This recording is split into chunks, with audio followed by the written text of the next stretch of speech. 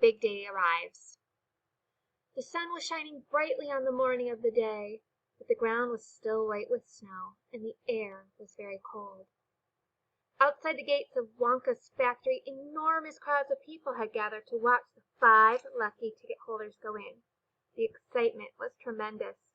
It was just before 10 o'clock. The crowds were pushing and shouting, and the policemen, with arm's length, were trying to get them back from the gates. Right beside the gates, in a small group that were carefully shielded from the crowds by the police, stood the 5 famous children, together with grown-ups who had come with them. The tall, bony, old figure of Grandpa Joe could be seen standing quietly beside them.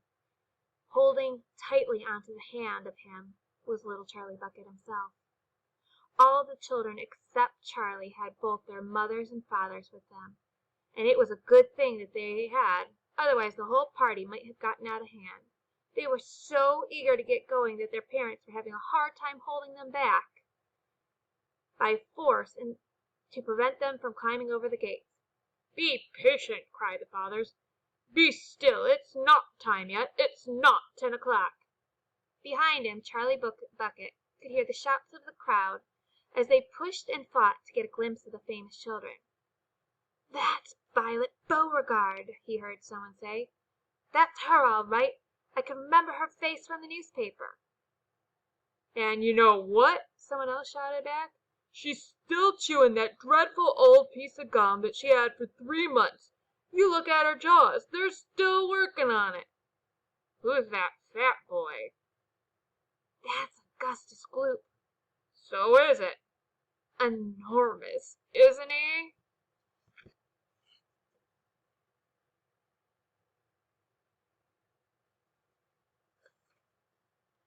Fantastic. Who's the kid with the picture of the Lone Ranger stenciled on his windbreaker? That's Mike TV, the TV fiend.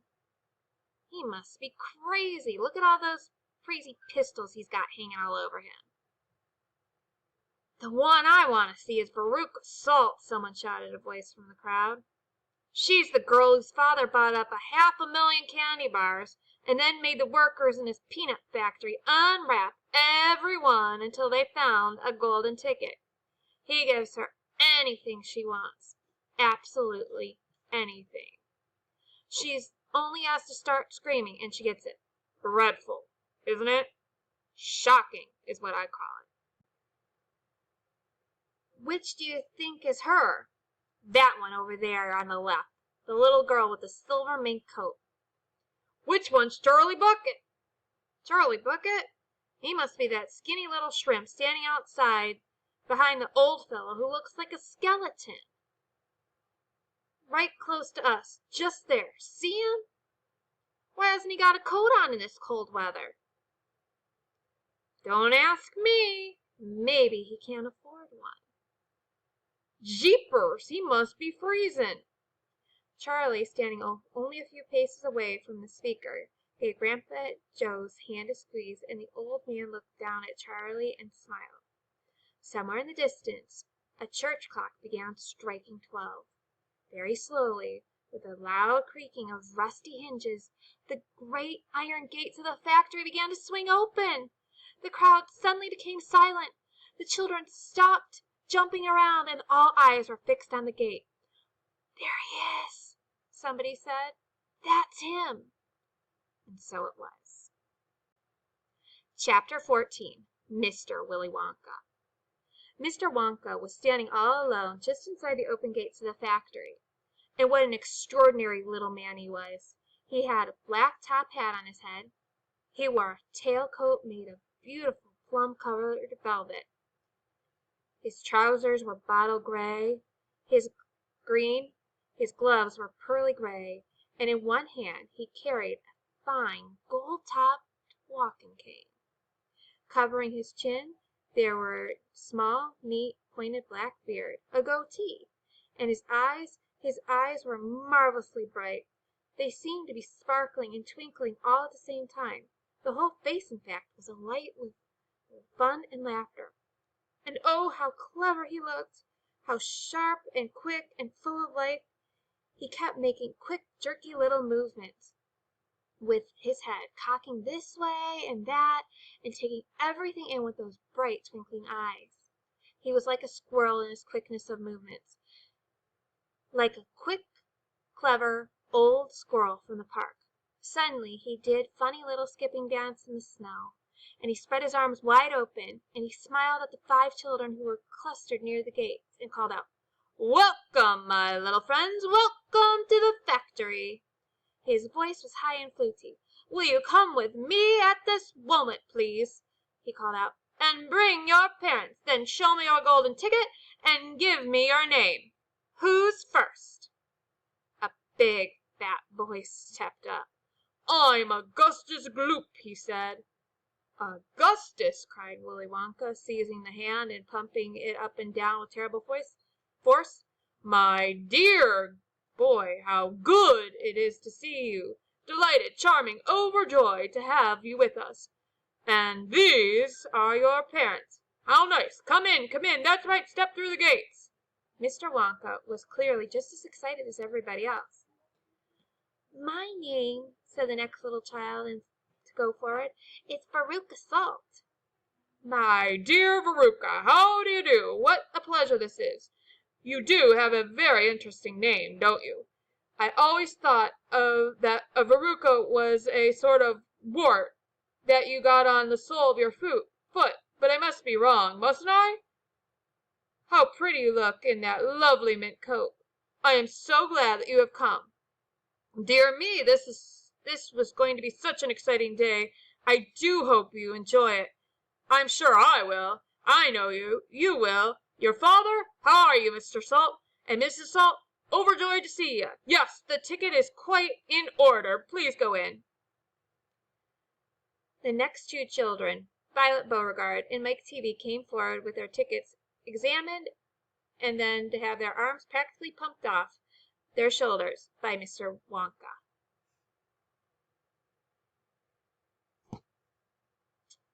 Then at last of all a small, nervous voice whispered, "Charlie Bucket." "Charlie!" cried Mr. Wonka. Well, so there you are. You are the one who found your ticket only yesterday, aren't you? Yes, I read all about it in the morning papers.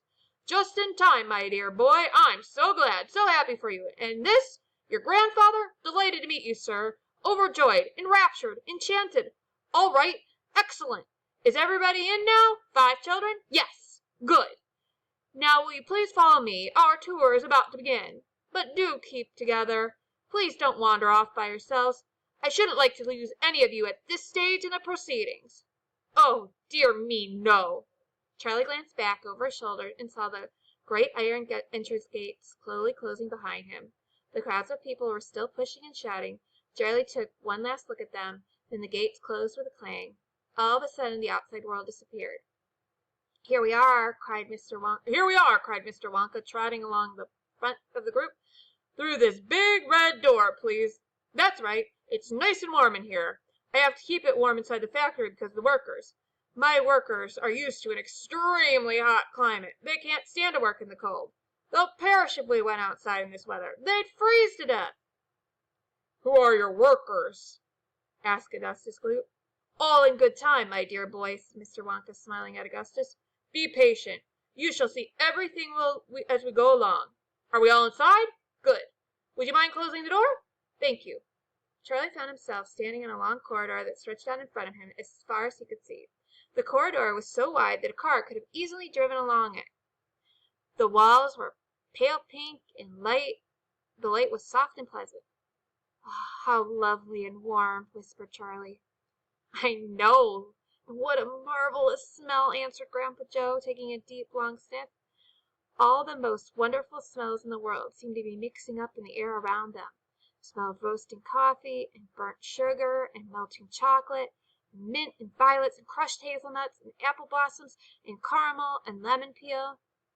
And far away in the distance, from the heart of the great factory, came a muffled roar of energy, as though some monstrous giant machine were spinning in the wheels at breakneck speed. "Now this, my dear children," said Mr. Wonka, raising his voice above the noise, "this is the main corridor.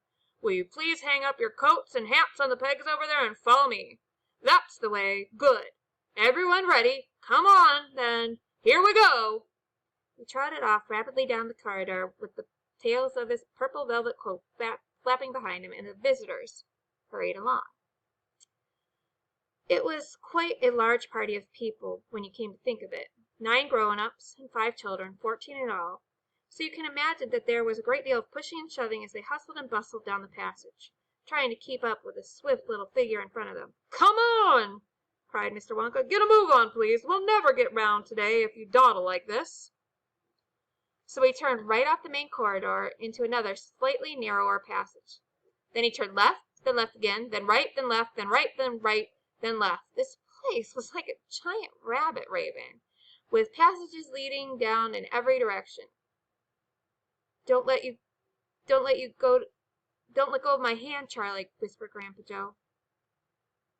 "Notice how all these passages are sloping downward? That's because we're going underground. All the most wonderful rooms inside my factory are deep down below the surface." "Why is that?" asked somebody. "There wouldn't be nearly enough space for them up top," answered Mr. Wonka. "The rooms we are going to see are going to be enormous, larger than football fields. No building in the world would be big enough to house them. But down here, underneath the ground, I've got all the space I want. There's no limit, so long as I hollow it out." Mr. Wonka turned right, turned left, and turned right again. The passages were sloping steeper and steeper downward now. Then all of a sudden Mr. Wonka stopped. In front of him there was a shiny metal door. The party crowded round. On the door, in large letters, it said, "Chuck."